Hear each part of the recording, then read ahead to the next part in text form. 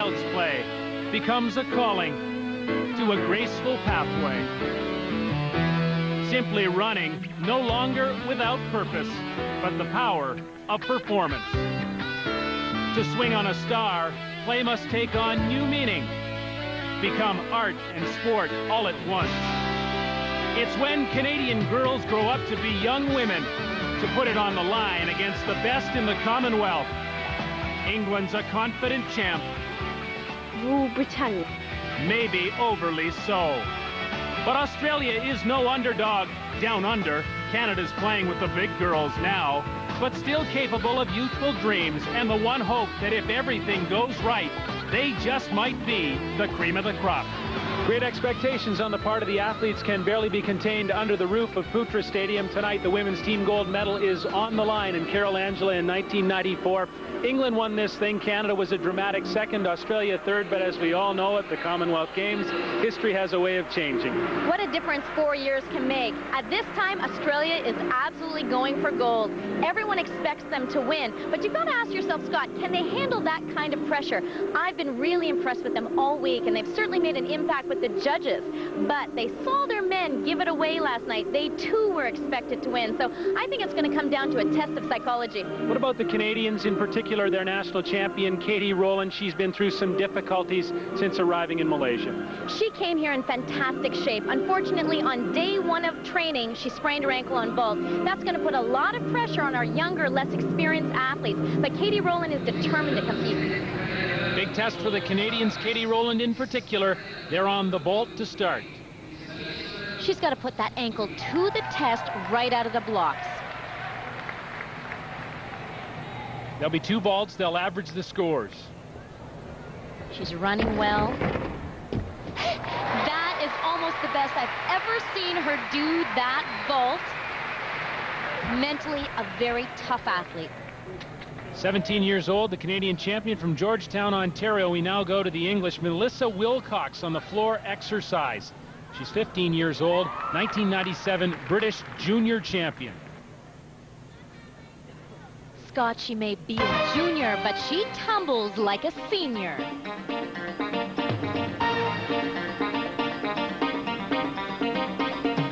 As a team, England has some huge tumbling lines planned. And there's a big one, full twisting, double back.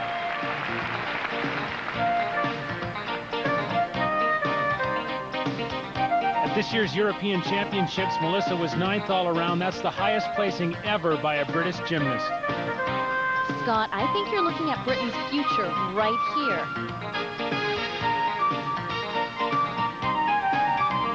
Nice double pike.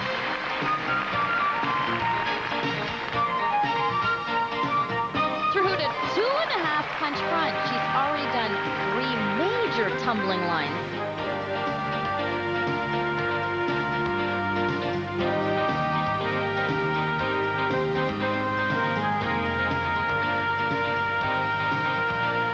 Excellent turn and jump combinations. And she has a 4th and final tumbling line planned right here.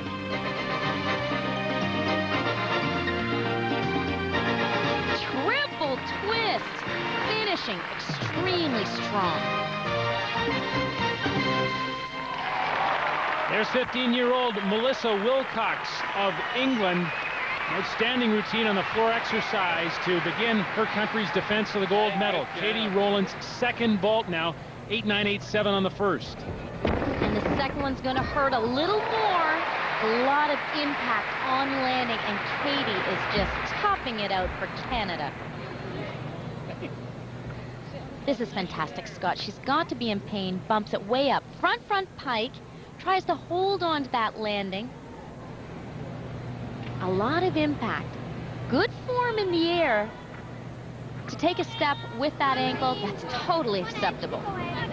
8.950 for the second vault. Her average 8.968. The Canadian national champion, Katie Rowland.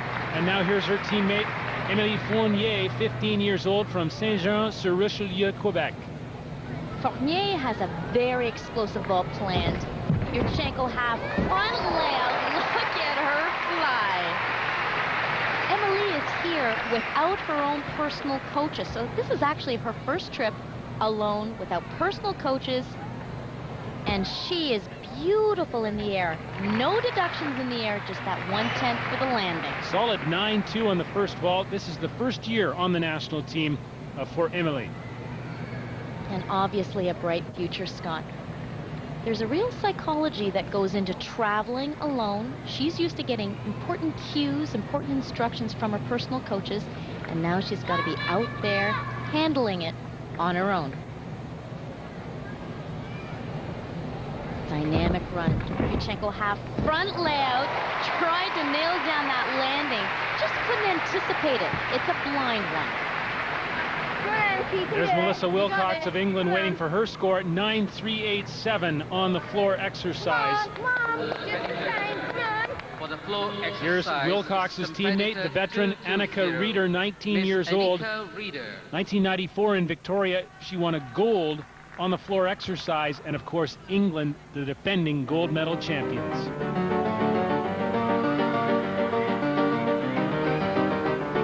Double layout. England's got the big guns firing here.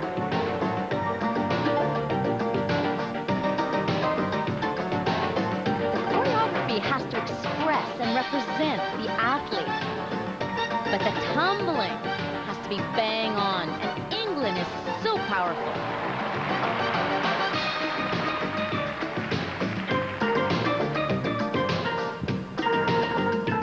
Lone holdover from that gold medal championship team for England in '94 in Victoria. And you know what that means, Scott? That means she's got a lot of experience, she knows how to compete, and she knows how to strut her stuff.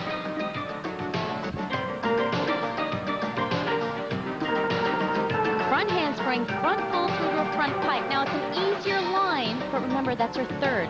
She too has 4 tumbling lines planned.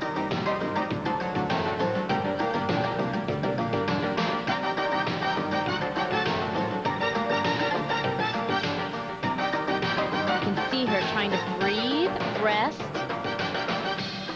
The fatigue really sets in. Her legs are going to feel heavy and tired, but she's got to push ahead. She's got a big one planned. Double pike. Oh, England is going to push ahead of Canada with tricks like that.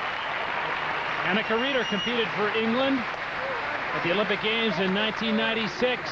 Key member of that Commonwealth Games team that won gold 4 years ago. There's the second vault for Emily Fournier, 9.050. Her average 9.125. Now, Veronique Leclerc of Canada. This is her event. And Canada's hopes for a gold medal are on her shoulders. This is her best event. Oh, Scott, she missed her right hand. She was slightly forward on the beat board, which caused her right hand to slip off the horse. She's actually lucky she did not sustain an injury here. Watch the right hand. Completely off the horse. She comes down as safely as she could.